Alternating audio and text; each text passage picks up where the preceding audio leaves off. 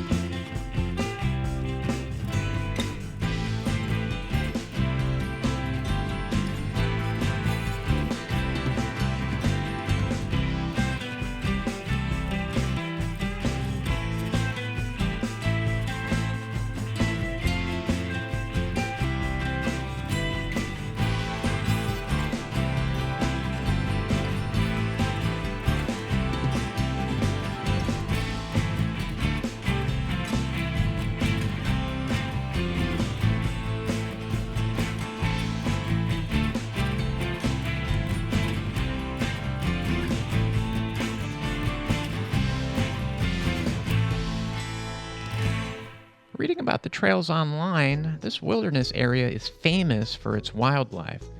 Unfortunately, I didn't really see much in the way of wildlife. You read about sightings of alligators, wild boars, black bears, and snakes, and both unfortunately and fortunately, I didn't run into any of those on my run.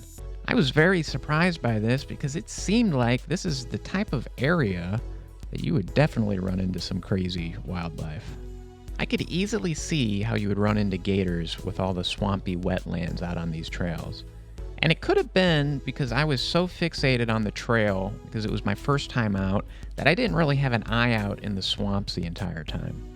I'm sure if I would have paid close attention, I could have found at least one gator. And judging by the name of the trail, I thought it could have been my first black bear sighting.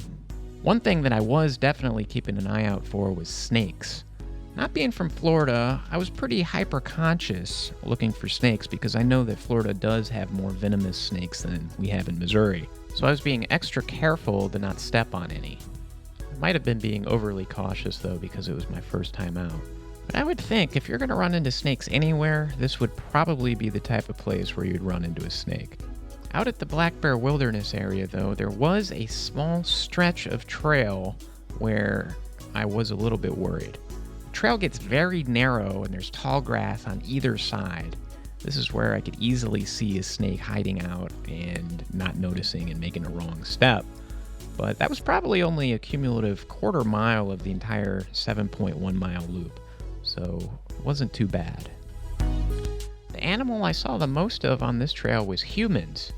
It was reasonably crowded on the trail the day I went out. It was cool outside and sunny in the mid 70s, so I think this was probably about as crowded a day as I would ever expect to see here. It was the perfect day for a hike or a trail run. By reading the reviews online, I was expecting the place to be a little bit more remote and have less people, but it turns out this is an extremely popular trail. There's a lot of families, people walking their dogs, groups and solo hikers alike. The most crowded stretch was the first third of the trail, going counterclockwise. As you get further out, there are less and less people. That trend continues until you start getting close to the trailhead again, completing the loop, and then you start running into more people again. Let's talk about the terrain.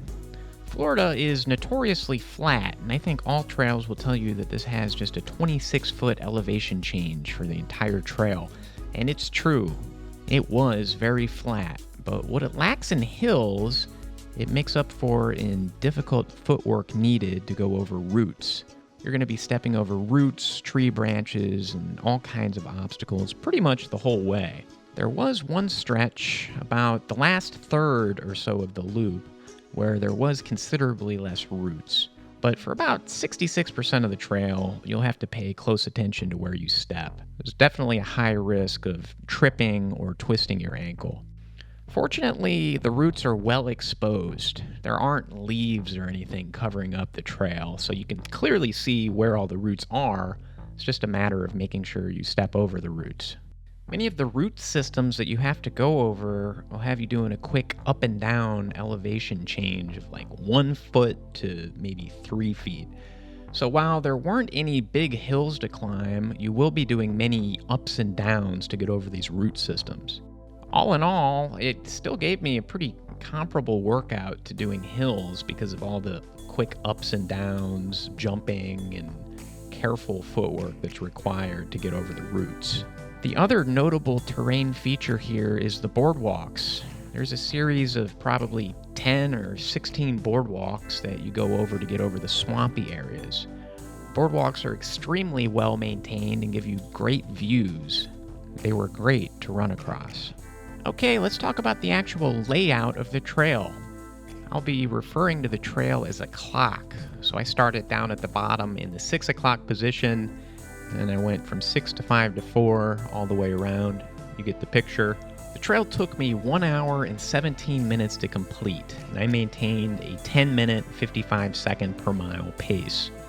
I was stopping very frequently, trying to catch sights of alligators, and I had to go pretty slow over the roots. So that's what slowed me down.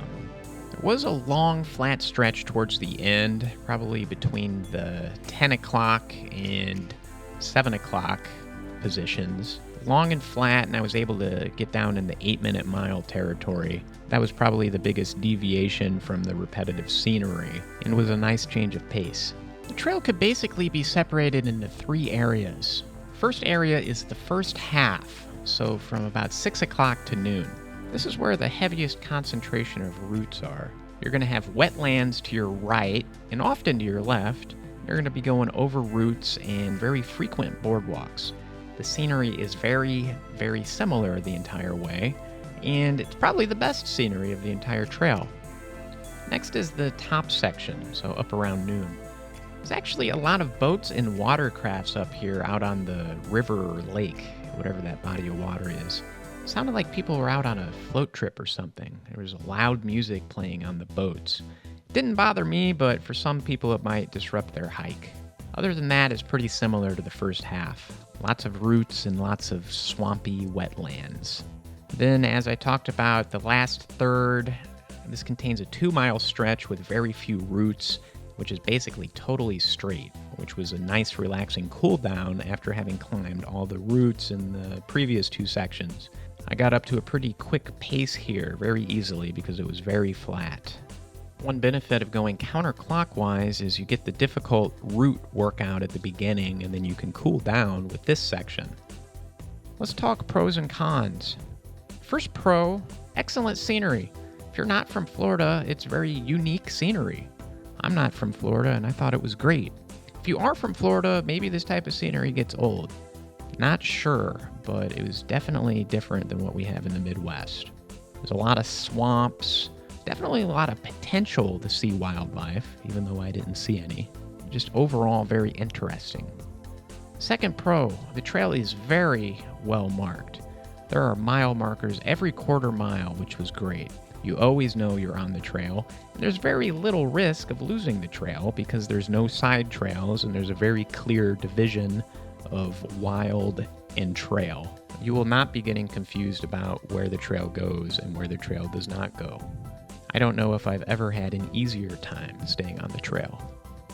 Third pro, I believe the reviews. There's probably some great wildlife here, even if I missed it.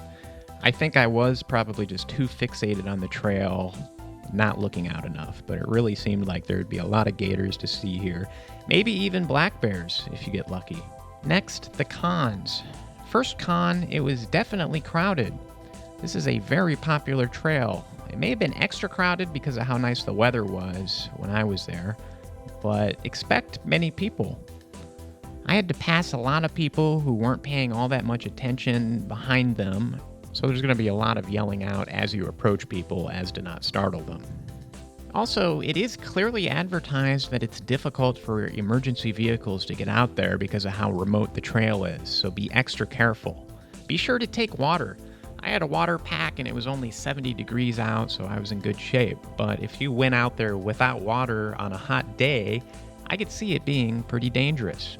And the last con, the scenery is just a little bit repetitive for the whole 7.1 miles. There is some variance, but it's basically just wetlands to the right as you climb over roots. It looks cool, but it's a lot of the same thing. Final thoughts. This was a really cool trail. I would highly recommend coming out here. It was about a 45-minute drive from where I was staying, and it was well worth the trip. It's one of the easiest to follow trails I've ever been on. The sights are very unique, especially considering that I'm not from Florida, and it was just a totally enjoyable experience. So I highly recommend this trail. Okay, well, thanks everybody for watching. If you liked the video, like and subscribe. Catch you next time.